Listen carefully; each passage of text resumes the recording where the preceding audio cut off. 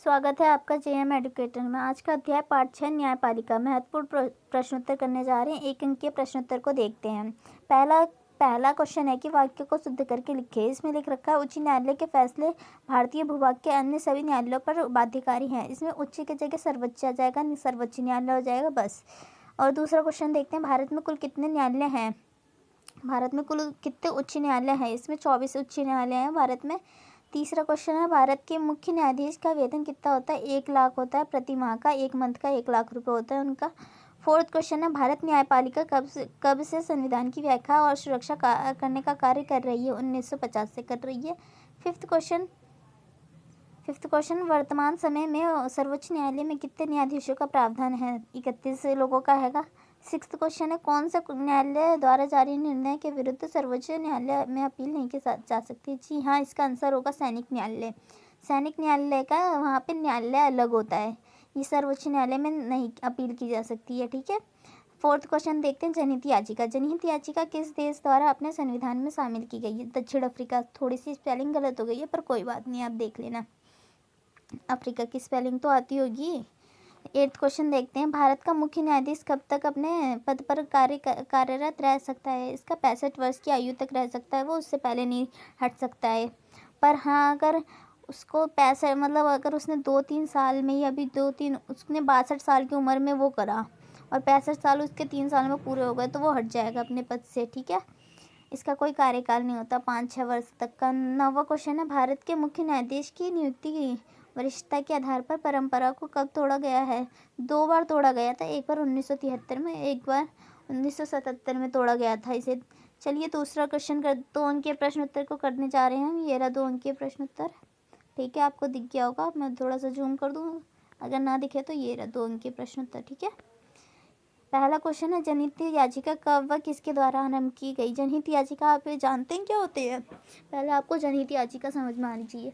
जनहित याचिका से संबंधित मुकदमों में एक व्यक्ति विशेष नहीं होता परंतु एक समूह भी जनहित याचिका दायर कर सकता है। इसका अभिप्राय यही होता है जनहित याचिका का। ठीक है। पहला क्वेश्चन देखते हैं, जनहित याचिका कब व किसके द्वारा आरंभ की गई है।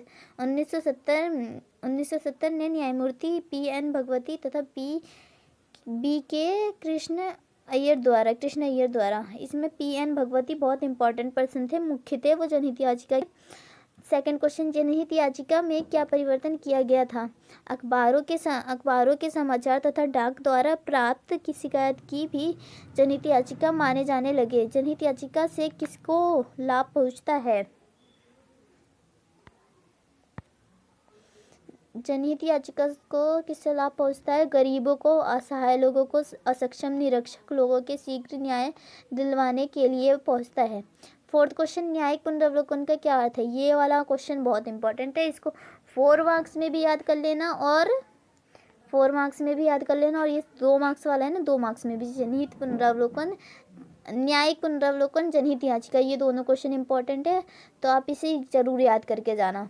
फिफ्थ क्वेश्चन है, सर्वोच्च न्यायालय की अपने ही फैसले बदलने की इजाज़त क्यों दी जाती है। न्यायपालिका से भी चूक हो जाती है, व्यक्ति को सही न्याय प्राप्त हो इसलिए की जाती है बदलने की इजाज़त। सिक्स्थ क्वेश्चन देखते हैं, न्यायपालिका अनुच्छेद 32 का प्रयोग किस प्रकार करती है। न्यायपालिका रिट जारी करके बंदी प्रत्यक्षीकरण परामर्श जारी करती है ताकि सभी को जीने का अधिकार तथा सूचना का अधिकार प्राप्त हो। मौलिक अधिकारों को फिर से स्थापित किया जा सकता है। हाँ, रिट के बारे में अगर आपने नहीं सुना तो उसे याद कर लीजिए। और उसमें एक क्वेश्चन है सर्वोच्च न्यायालय के क्षेत्राधिकार, वो भी इम्पॉर्टेंट है, उसे भी याद कर लेना क्योंकि ये बहुत इंपॉर्टेंट है क्वेश्चन। 7वां क्वेश्चन देखते हैं हम, अनुच्छेद 226 जारी करने का अधिकार किसका तथा कैसे है। उच्च न्यायालय रिट जारी कर सकता है, किसी कानून की गैर संवैधानिक घोषित कर सकती है, उसे लागू होने से रोक सकती है। ये सारे 226 अनुच्छेद में आते हैं, उच्च न्यायालय का ये काम। 8वां प्रश्न है, कौन सी 2 शक्तियां सर्वोच्च न्यायालय को शक्तिशाली बना देती हैं। रिट जारी करने की शक्ति को, और दूसरा है न्यायिक पुनरावलोकन की शक्ति भी होती है सर्वोच्च न्यायालय के पास। ठीक है, इसे शक्तिशाली बना देती हैं। 9वां प्रश्न है, कानून के शासन का क्या अर्थ है। गरीब अमीर कानून के शासन का अर्थ है गरीब अमीर, स्त्री और पुरुष, अगड़े और पिछड़े सभी वर्गों के लोगों का पर एक समान कानून लागू हो। 10वां क्वेश्चन देखते हैं, न्यायिक पुनरावलोकन तथा रीट में क्या अंतर हैगा। न्यायपालिका विधायिका द्वारा पारित कानूनों की और संविधान की व्याख्या कर सकती है, और मौलिक अधिकारों की रक्षा के लिए सर्वोच्च न्यायालय और वह उच्च न्यायालय जो आदेश जारी करते हैं उसे रीट कहलाते हैं। अच्छा, ये आप उसमें क्षेत्र अधिकार में भी याद कर लोगे अगर करोगे तो। 4 अंक के प्रश्न देखते हैं, इसमें मैं कर भी दे रही हूँ, आप जूम करके भी देख लेना। मैं कर दे रही हूँ जूम, आपको क्या ज़रूरत है। पहले मैं आपको टिक लगा के बता दूँ। ये रहा, ठीक है, आपने देख लिया। अब इसे जूम कर लूँ। ये देखिए 4 अंक के प्रश्न उत्तर।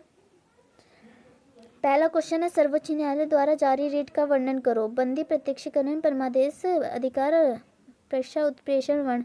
ये आप इसे एक बार बुक से पढ़ लेना, ठीक है। सेकंड क्वेश्चन देखते हैं, परामर्शदात्री क्षेत्राधिकार से सरकार को क्या लाभ है। परामर्शदात्री क्षेत्राधिकार,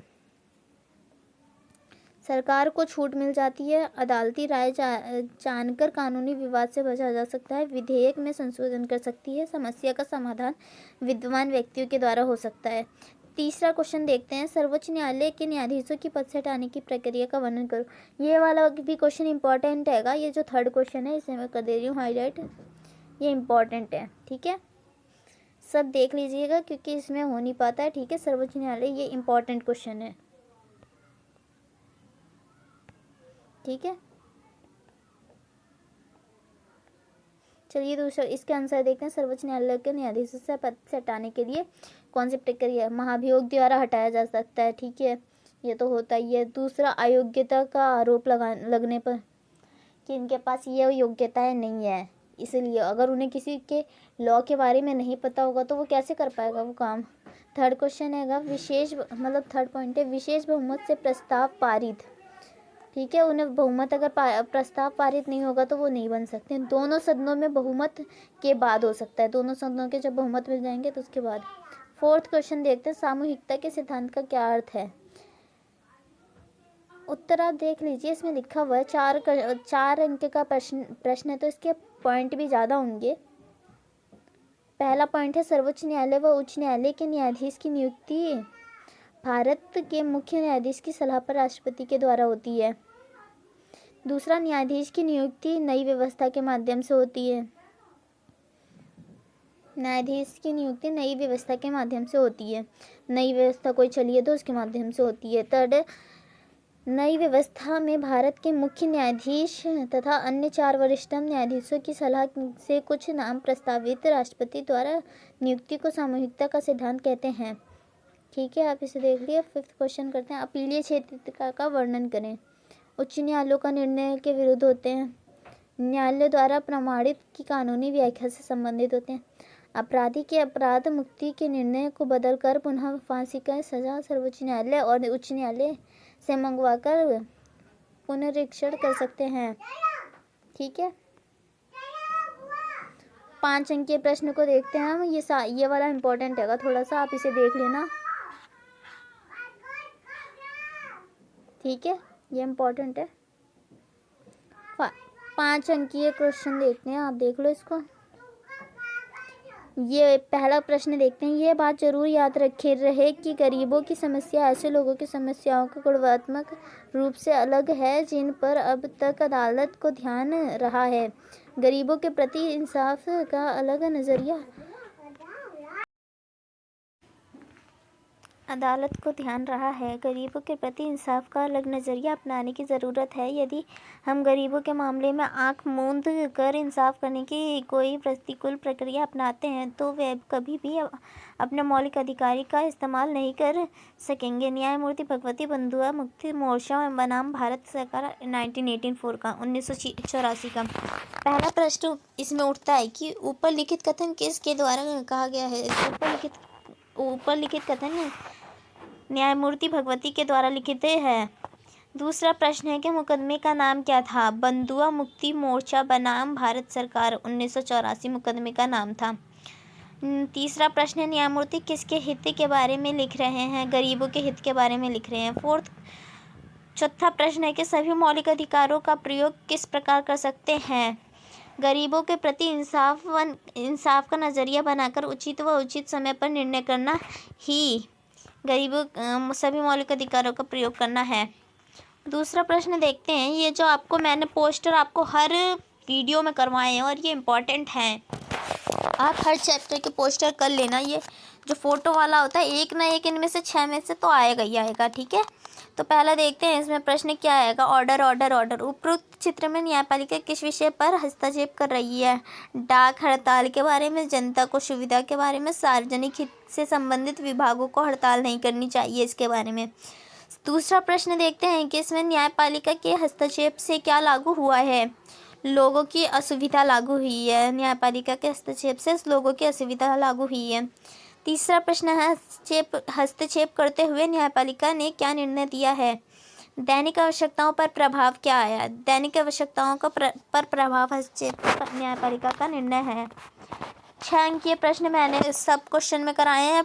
1 अंकीय प्रश्न, 2 अंकीय प्रश्न, 4 अंकीय प्रश्न, 5 अंकीय प्रश्न, 6 अंकीय प्रश्न, और मैंने ये सारे इंपॉर्टेंट क्वेश्चन आपको करा रखे हैं। अगर आप ये भी नहीं पढ़ के गए तो आपकी गलती है। और मैं मोस्ट इम्पॉर्टेंट सीरीज़ भी जल्दी ही रिलीज़ करने वाली हूँ, आपको पता चल जाएगा जब होगी तो। भारतीय पहला क्वेश्चन देखते हैं, चलिए। भारतीय न्यायपालिका की संरचना पिरामिड के आकार की है, वर्णन करें। जी हाँ, आपको ये पता ही होना चाहिए, ये सबसे इम्पोर्टेंट है कि भारतीय न्यायपालिका की संरचना पिरामिड के आकार की है। सबसे ऊपर आता है सर्वोच्च न्यायालय, फिर उच्च न्यायालय, फिर नीचे जिला न्यायालय, फिर चौथा होता है अधीनस्थ न्यायालय, ठीक है। दूसरा प्रश्न है सर्वोच्च न्यायालय के क्षेत्राधिकार का वर्णन करो। प्रारंभिक मौलिक परामर्शदाता रिट जारी करना, वर्णन। ये इन सब की पता है क्या है? इन सब की ना डेफिनेशन भी है, आपको इसकी डेफिनेशन भी याद करनी पड़ेगी, क्योंकि यही मैंने आपको बताया था, याद हो तो आप या फिर रिमाइंड करके देख लीजिए। फर्स्ट पेज पे मैंने बताया था सर्वोच्च न्यायालय के क्षेत्राधिकार क्या होते हैं। ये इंपॉर्टेंट क्वेश्चन है, ठीक है। ये इनकी तो अभी ये एक हैगा, 1 मार्क्स के लिए आएगा सिर्फ, ठीक है। चलिए थर्ड प्रश्न करते हैं। जनहित याचिका किस प्रकार गरीबों की मदद कर सकती है? किसी व्यक्ति संस्था की शिकायत, अखबार में समाचार, डाक द्वारा शिकायत के आधार पर। जनहित याचिका मतलब होता है सस्ता काम, ठीक है। फोर्थ क्वेश्चन देखते हैं। जनहित याचिकाओं को न्यायपालिका के लिए नकारात्मक पहलू क्या माना जाता है? न्यायपालिका पर काम का बोझ बढ़ना। ये सक्रिय न्यायपालिका का के जनहित याचिकाओं का न्यायपालिका के नकारात्मक पहलू क्या माना जाता है? ये भी आ सकता है प्रश्न, और ये भी आ सकता है कि सक्रिय न्यायपालिका का नकारात्मक पहलू क्या माना जाता है? ये भी आ सकता है, दोनों आ सकता है, और दोनों का आंसर सेम ही होना है, तो आप एक कंफ्यूज ना हो, यही लिख के आए उसमें। न्यायपालिका पर काम का बोझ बढ़ाना, विधानपालिका के कार्यों का न्यायपालिका के द्वारा किया जाना, न्यायपालिका के पास समय का अभाव, न्यायाधीशों की कमी, ठीक है। दोनों क्वेश्चन आ सकते हैं, दोनों का आंसर यही होगा, ठीक है। अगर आप यही करना चाहते हैं तो मैं दूसरा दे दूंगी, सक्रियता न्यायपालिका के नकारात्मक पहलू, ठीक है, वो भी आ सकता है। फिफ्थ क्वेश्चन देखते हैं। न्यायपालिका की निरंतरता के लिए प्रमुख उपायों की चर्चा करें। न्यायाधीशों की सेवा में निवृत्ति की आयु निश्चित, अच्छा वेतन आता है उनका, न्यायाधीशों द्वारा दिए गए निर्णयों को चुनौती नहीं होती, दिए गए निर्णयों के लिए न्यायाधीशों को जीवन सुरक्षा प्रदान करना, राजसत्ता द्वारा न्यायाधीशों के कार्यों में बाधा न पहुंचाना, न्यायाधीशों की नियुक्ति में विधानपालिका दखल अंदाजी नहीं करती, ठीक है। चलिए आज का हमारा प्रश्न यहीं पे ख़त्म होता है। तो हम जहाँ तक जानते हैं कि मैंने आपको विधायिका करा चुका है, कार्यपालिका करा दिया है, और ये न्यायपालिका भी हो गया। इस चैप्टर के हमारे सेकंड टर्म के सारे चैप्टर हो गए। इसके इंपॉर्टेंट क्वेश्चन करा दिए, मैं मोस्ट इंपॉर्टेंट क्वेश्चन भी कराऊंगी, और ये भी इंपॉर्टेंट हैंगे। अगर आप ये पढ़ के गए और फिर भी नहीं आए आपको, तो आप ज़रूर मुझसे बताइएगा। पर मैं बता रही हूँ, अगर ये आप पढ़ के गए ना तो आपको कोई रोक नहीं सकता कि आप टॉप आ जाएँ पोल साइंस में, ठीक है। और जो मैं मोस्ट इम्पॉर्टेंट क्वेश्चन करूँगी आप उसे भी ले लीजिएगा, ठीक है, फिर आपको ज़रूर आ जाएंगे। मैंने क्योंकि कुछ निकाल के रख रखे हैं अलग से, आपको वो भी देना चाहूँगी मैं। तो थैंक यू। आप सब्सक्राइब करें तो आपके पास सारी आएगी वीडियोस मेरे, लाइक करें।